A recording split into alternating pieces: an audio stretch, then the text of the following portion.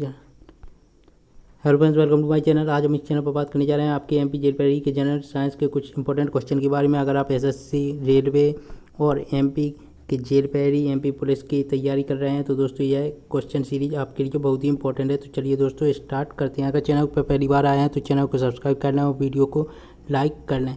तो चलिए दोस्तों, पहला क्वेश्चन है आपका, कौन सा अंग रोगाणुओं का विनाश करता है तथा शरीर का पुलिस रक्षक यानी पुलिस गार्ड कहलाता है? तो दोस्तों इसका जो आपके ऑप्शन है टॉन्सिल, यकृत, वृक्क, लसिका ऊतक। तो दोस्तों इसका जो राइट आंसर है आपका वह है यकृत। जी हाँ दोस्तों, जो लीवर है उसको पुलिस गार्ड कहा जाता है और यह रोगाणुओं का विनाश करता है, यह आपको ध्यान रखना है। आपको बता दें इसका जो वजन होता है वह 1.5 किलोग्राम से लेकर 2 किलोग्राम तक होता है। अब दोस्तों यहाँ पर बता दें कि जो लीवर है यह आपका क्या करता है, यह अमोनिया, क्योंकि अमोनिया एक विषैला पदार्थ है और अमोनिया को लीवर क्या करता है, यूरिया में परिवर्तित कर देता है। तो यह आपको ध्यान रखना है। साथ में आपको बता दें यकृत यानी लीवर जो है, यकृत जो है कार्बोहाइड्रेट उपापचय के अंतर्गत ग्लाइकोजन का निर्माण एवं संचय करता है, यह आपको ध्यान रखना है। साथ में आपको यहाँ पर बता दें कि अगर आपके भोजन में वसा की कमी है तो उसमें क्या करता है, यकृत कार्बोहाइड्रेट का कुछ भाग वसा में परिवर्तित कर देता है। साथ में आपको एक चीज़ और ध्यान रखनी है कि जो आपका यकृत होता है यह क्या करता है, यह आपको बता दें, यह जो यकृत है प्रोटीन के अधिकांश भाग को कार्बोहाइड्रेट में परिवर्तित कर देता है, यह आपको ध्यान रखना है। प्रोटीन के अधिकांश भाग को कार्बोहाइड्रेट में परिवर्तित कर देता है, यह आपको ध्यान रखना है। अगला क्वेश्चन देखते हैं। अगला क्वेश्चन है यहाँ पर आपको बताएं जो यकृत है आपके शरीर की सबसे बड़ी ग्रंथि है, यह आपको ध्यान रखना है। और यह कौन सी ग्रंथि है, यह बहिस्रावी ग्रंथि है, यह बहिस्रावी ग्रंथि है, यह आपको ध्यान रखना है। तो सबसे बड़ी ग्रंथि यानी सबसे बड़ी ग्रंथि आपकी यकृत है और बहिस्रावी ग्रंथि है, बहिस्रावी ग्रंथि है। अगला क्वेश्चन देखते हैं। अगला क्वेश्चन है आपका यहाँ पर जीवाणु की खोज किसने की थी? तो दोस्तों यहाँ पर है A.V. Leeuwenhoek, Robert Hooke, Robert Koch, Louis Pasteur. तो इसका राइट आंसर है आपका A.V. ल्यूवेनहॉक। जी हाँ दोस्तों, ल्यूवेनहॉक जी जो हैं इन्होंने ही, आपको बता दें, इन्होंने ही सबसे पहले बैक्टीरिया की खोज की थी यानी जीवाणु की खोज की थी। बैक्टीरिया यानी जीवाणु की खोज की थी। जीवाणु की खोज किसने? ल्यूवेनहॉक ने। रॉबर्ट हुक के बारे में बता दें तो रॉबर्ट हुक जो है इन्होंने कोशिका की खोज की थी, सेल्स की खोज की थी, यह आपको ध्यान रखना है। रॉबर्ट कोच जो हैं इनको युग पुरुष कहा जाता है, किसमें? माइक्रोबायोलॉजी, माइक्रोबायोलॉजी में इनको युग पुरुष कहा जाता है। और यहाँ पर लुई पास्चर ने रेबीज के वैक्सीन की खोज की थी। यहाँ पर आपको बता दें एक और चीज़, वायरस यानी विषाणु यानी वायरस, आपको बता दें इसकी खोज किसने की थी? इसकी खोज की थी इवानोवस्की ने इसकी खोज की थी, यह आपको ध्यान रखना है, यह आपको ध्यान रखना है। अगला क्वेश्चन देखते हैं। अगला क्वेश्चन है यहाँ पर हीमोफीलिया रोग है। तो दोस्तों कौन सा रोग है, किस प्रकार का रोग है? तो यहाँ पर ऑप्शन है अनुवांशिक रोग, कैल्शियम की कमी से होता है, रुधिर की कमी से होता है, उपयुक्त में से कोई नहीं। तो दोस्तों यह बता दें आपको, यह अनुवांशिक रोग है। इसमें होता क्या है, इसमें हीमोफीलिया में अगर आपको कोई घाव हो जाए तो उसमें से लगातार खून बहता रहता है, यह आपको ध्यान रखना है। तो अनुवांशिक रोग है, यह आपको ध्यान रखना है।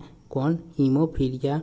ये अगला क्वेश्चन देखते हैं। अगला, हीमोग्लोबिन में कौन सी धातु होती है? यहाँ पर ऑप्शन है कॉपर, मैग्नीशियम, आयरन, जिंक। तो दोस्तों इसका राइट आंसर आपका है वह है आयरन। जी हाँ दोस्तों, आयरन आपकी हीमोग्लोबिन में होता है और आयरन की कमी से क्या, कौन सा रोग होता है? आयरन की कमी से होता है आपका एनीमिया रोग, यह आपको ध्यान रखना है, एनीमिया रोग आपका होता है।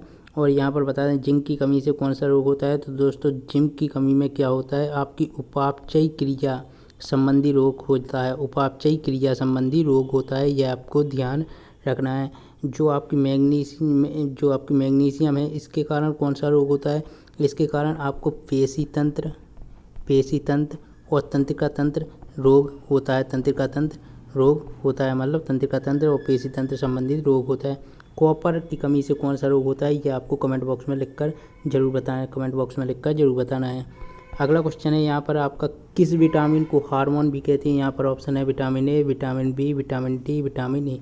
तो दोस्तों सबसे पहले यहाँ पर बता दें आपका इसका राइट आंसर है वह है विटामिन डी। जी हाँ दोस्तों, विटामिन डी को आपका हार्मोन कहते हैं। अब दोस्तों यहाँ पर आपको सबसे पहले बता दें विटामिन की खोज किसने की थी? तो दोस्तों फंक ने विटामिन की खोज की थी। जो आपका विटामिन ए है दोस्तों, इसका नाम क्या है, तो यहाँ पर इसका नाम क्या है, रेटिनॉल है, रेटिनॉल है। दोस्तों विटामिन ए का एक क्वेश्चन पूछा जा चुका है, इसकी खोज किसने की थी, तो इसकी खोज मैकुलन ने की थी। विटामिन ए और विटामिन बी दोनों की खोज मैकुलन ने की थी, यह आपको ध्यान रखना है। और दोस्तों यहाँ पर बता दें कि जो आपका विटामिन ए है, इसका एक इम्पॉर्टेंट क्वेश्चन ये है कि दोस्तों इसकी कमी से कौन सा रोग होता है, तो रतौंधी रोग होता है। यह कई बार क्वेश्चन में आया है, रतौंधी रोग होता है सर्वाधिक। और इसका सबसे अच्छा स्रोत कौन सा है, तो दोस्तों वह है दोस्तों गाजर, गाजर इसका सबसे अच्छा स्रोत है। विटामिन बी इसको क्या कहा जाता है, इसको थायमिन कहा जाता है, यह आपको ध्यान रखना है। विटामिन डी इसको कहा क्या जाता है, तो दोस्तों आपको यहाँ पर बता दें, इसको कहा जाता है दोस्तों कैल्सीफेरॉल, कैल्सीफेरॉल, यह आपको ध्यान रखना है।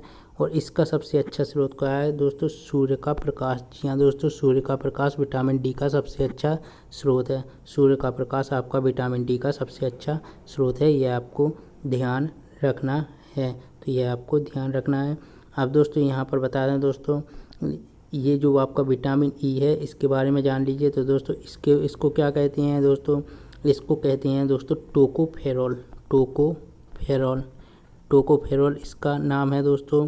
अब दोस्तों आपको यहाँ पर बता दें, इन सब के संबंधित रोग जान लीजिए। इसका मैंने बता दिया, विटामिन ए का रतौंधी रोग। विटामिन बी का कौन सा है दोस्तों, बेरी रोग। और दोस्तों आपको बता दें, इसमें विटामिन बी में कई विटामिन है, जैसे विटामिन B1, विटामिन B2। तो अभी जो मैंने थायमिन बताया था, ये आपका विटामिन B1 का नाम है। विटामिन B2 का नाम आपका राइबोफ्लेविन है। ऐसे ऐसे करके आपका विटामिन B3 B5 करके यहाँ पर आपके B12 तक यहाँ पर कुछ विटामिन हैं दोस्तों।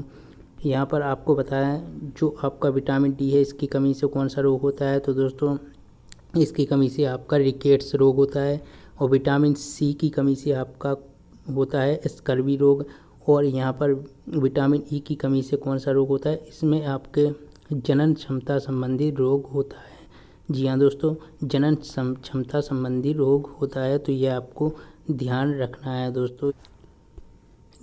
ग्लूकोज का ग्लाइकोजन में परिवर्तन यकृत में होता है, किंतु इसका संग्रह होता है, तो यहाँ पर ऑप्शन है यकृत में, तिल्ली में यानी स्प्लीन में, यकृत तथा पेशियों में यानी लीवर एवं मसल्स में, ए और बी दोनों में। तो दोस्तों आपको बता दें, जो आपका ग्लूकोज का ग्लाइकोजन में परिवर्तन तो लीवर में होता है, किंतु इसका आपको बताना है संग्रह कहाँ होता है, तो इसका संग्रह आपका लीवर में भी होता है और आपकी मसल्स में भी होता है, यानी आपका यकृत और पेशियाँ दोनों राइट आंसर होगा। यहाँ पर आपको बता दें, जो आपका यकृत है इसमें यूरिया का निर्माण होता है, ये तो मैंने अभी आपको बता दिया। साथ में यहाँ पर आपको बता दें, जो यकृत है दोस्तों, इसमें vitamin A, vitamin D, vitamin ई और विटामिन के का संग्रह होता है। विटामिन के का ए और डी इनका संग्रह होता है, तो यह आपको ध्यान रखना है दोस्तों। यहाँ पर एक चीज़ और आपको ध्यान रखना है, जो आपका विटामिन बी और विटामिन सी है दोस्तों, यह तो आपके दोस्तों जल में घुलनशील विटामिन है, और जो आपके जल में विलेय विटामिन है, और जो आपके ए, डी, ई, के ये जो विटामिन है, ये आपके किस में विलेय हैं दोस्तों, ये आपको बता दें। ये जो विटामिन है, ये जो आपके विटामिन ए, डी, ई, के हैं, यह आपके वसा में घुलनशील हैं, तो यह भी आपको ध्यान रखना है, अगला क्वेश्चन देखते हैं। अगला क्वेश्चन है तपेदिक रोग, यानी आपका जो टीबी है दोस्तों, वह होता है आपका, इसका कारण बताना है। यहाँ पर ऑप्शन है विषाणु, जीवाणु, कवक, प्रोटोजोआ। तो दोस्तों जो तपेदिक रोग है, इसका कारण क्या है, तो दोस्तों आपको बता दें, यह आपका जीवाणु के कारण होता है, यह आपको ध्यान रखना है। बैक्टीरिया के कारण आपका तपेदिक रोग होता है। किस बैक्टीरिया के कारण, तो दोस्तों यह माइकोबैक्टीरियम ट्यूबरक्लोसिस नामक बैक्टीरिया द्वारा होता है। और यहाँ पर आपको बता दें दोस्तों, और भी हैं दोस्तों जो आपके जीवाणु से रोग होते हैं, जैसे आपका टेटनस हो गया, यह भी आपका जीवाणु से होता है रोग। यहाँ पर आपको बताएं विषाणु से संबंधित रोग, तो दोस्तों एड्स हो गया, पीलिया हो गया, ये सब आपके विषाणु से संबंधित रोग हैं। कवक से संबंधित रोग, तो दोस्तों यहाँ पर आपको बता दें, जो आपका दमा है, ठीक है ना, जो आपके दाद हो जाती हैं, ये रोग क्या है दोस्तों, ये आपके कवक से संबंधित रोग हैं, यह आपको ध्यान रखना है। और भी दोस्तों कवक से संबंधित रोग सुन लीजिए। एक तो है आपका एलिफेंटिस, इसमें क्या होता है आपका हाथी पाँव हो जाता है। और एक है आपका वह गंजापन, तो यह आपको ध्यान रखना है, यह कवक से संबंधित रोग हैं। प्रोटोजोआ से संबंधित क्या है दोस्तों, डायरिया हो गया, मलेरिया हो गया, कालाजार हो गया, और भी कई सारे रोग हैं जो आपके प्रोटोजोआ से होते हैं, जैसे आपका पायरिया रोग हो गया। ये सब आपके किससे होते हैं, ये सब आपके प्रोटोजोआ से संबंधित रोग हैं। तो दोस्तों अगला क्वेश्चन देखते हैं। अगला क्वेश्चन है यहाँ पर आपका पेप्सिन यहाँ पर बता दें आपको क्या है दोस्तों, यह आपको बताना है। तो यहाँ पर ऑप्शन है हार्मोन, विटामिन, एंजाइम, पोषक तत्व। तो दोस्तों पेप्सिन आपके क्या है दोस्तों, पेप्सिन एक प्रकार का एंजाइम है, यह आपको ध्यान रखना है। एक प्रकार का एंजाइम है, यह आपको ध्यान रखना है दोस्तों। यह किस प्रकार का एंजाइम है, यह पाचक एंजाइम है, यह पाचक एंजाइम है, यह आपको ध्यान रखना है। अगला क्वेश्चन देखते हैं। अगला क्वेश्चन है यहाँ पर आपका कीटों की वैज्ञानिक अध्ययन को क्या कहते हैं। यहाँ पर है ऑप्शन एंटोमोलॉजी, मेलिकोलॉजी, इक्थियोलॉजी, पैरासिटोलॉजी। तो दोस्तों इसका जो राइट आंसर आपका है वह है एंटोमोलॉजी। जी हाँ दोस्तों, कीटों की वैज्ञानिक अध्ययन को एंटोमोलॉजी कहते हैं। आपको बता दें जो आपकी इक्थियोलॉजी है यह फिश से संबंधित अध्ययन है दोस्तों। जो मछली है, मछली की संरचना से संबंधित अध्ययन को आपका क्या बोला जाता है, आपकी इक्थियोलॉजी बोला जाता है। पैरासिटोलॉजी आपका यह क्या है दोस्तों, यह परजीवी जीवों के अध्ययन को पैरासिटोलॉजी बोला जाता है। जो मेलिकोलॉजी है दोस्तों, यह आपको कमेंट बॉक्स में लिखकर बताना है कि दोस्तों यह मेलिकोलॉजी किससे संबंधित रोग है दोस्तों। अगला क्वेश्चन देखते हैं। अगला क्वेश्चन है यहाँ पर आपका जैव विकास को सर्वप्रथम किसने समझाया। यहाँ पर ऑप्शन है Newton, Einstein, Charles Darwin, Lamarck. तो दोस्तों यहाँ पर इसका जो राइट आंसर है वह है आपका लेमार्क। जी हाँ दोस्तों, लेमार्क ने सर्वप्रथम जैव विकास के बारे में एक्सप्लेनेशन दिया, यानी जैव विकास को सर्वप्रथम किसने समझाया, लेमार्क ने समझाया। यह आपको ध्यान रखना है। आइंस्टीन ने किसकी खोज की थी। तो दोस्तों प्रकाश विद्युत प्रभाव की खोज किसने की थी दोस्तों, वह आइंस्टीन ने की थी। न्यूटन को भौतिकी का पिता कहा जाता है, इन्होंने अपने 3 नियम दिए थे, गति के नियम, यह भी आपको ध्यान रखना है। अगला क्वेश्चन है यहाँ पर आपका वह है आपका प्याज़ों के छिलके उतारने पर आंसू। दोस्तों यहाँ पर आपको बता दें ये न्यूटन के बारे में आपको ये गति के जो 3 नियम थे ये आपको पढ़ लेना है, क्योंकि इससे संबंधित सवाल आपके पूछे जाते हैं। अगला क्वेश्चन देखते हैं। अगला क्वेश्चन है प्याज़ों के छिलके उतारने पर आंसू आते हैं क्योंकि प्याज निष्कासित करते हैं। यहाँ पर ऑप्शन है सल्फोनिक अम्ल, सल्फेनिक अम्ल, अमीनो अम्ल, कार्बोनिक अम्ल। तो इसका राइट आंसर है आपका सल्फेनिक अम्ल। जी हाँ दोस्तों, प्याज़ों के छिलके उतारने पर आंसू आते हैं क्योंकि प्याज सल्फेनिक अम्ल निष्कासित करते हैं, यह आपको ध्यान रखना है। अगला क्वेश्चन है राइबोजाइम होते हैं, यहाँ पर आपका ऑप्शन है डीएनए, आरएनए, प्रोटीन्स, इनमें से कोई नहीं। तो दोस्तों राइबोजाइम कौन होते हैं, वह होते हैं दोस्तों आपके आरएनए, यह आपको ध्यान रखना है। कौन होते हैं, आरएनए होते हैं राइबोजाइम। अगला क्वेश्चन देखते हैं। अगला क्वेश्चन है यहाँ पर मानव शरीर में अधिकतम मात्रा में पाया जाने वाला तत्व कौन होता है। तो यहाँ पर ऑप्शन है लोहा, सोडियम, फॉस्फोरस, कैल्शियम। तो इसका जो आपका राइट आंसर है वह है आपका दोस्तों कैल्शियम। जी हाँ दोस्तों, कैल्शियम आपका अधिकतम मात्रा में पाया जाने वाला तत्व है, लेकिन इन ऑप्शन के हिसाब से सबसे ज़्यादा जो आपको मानव शरीर में पाया जाता है वह ऑक्सीजन है, वह आपका 65% पाया जाता है। इसके बाद नाम आता है कार्बन का जो आपका 18% पाया जाता है। इसके बाद नाम आता है हाइड्रोजन का जो आपका 10% पाया जाता है। फिर आपका नाइट्रोजन आता है जो आपका 3% पाया जाता है। फिर आपका यहाँ पर 1.4% है वह आपका कैल्शियम पाया जाता है। और फास्फोरस की बात करें तो यह 1.1% पाया जाता है, यह आपको ध्यान रखना है।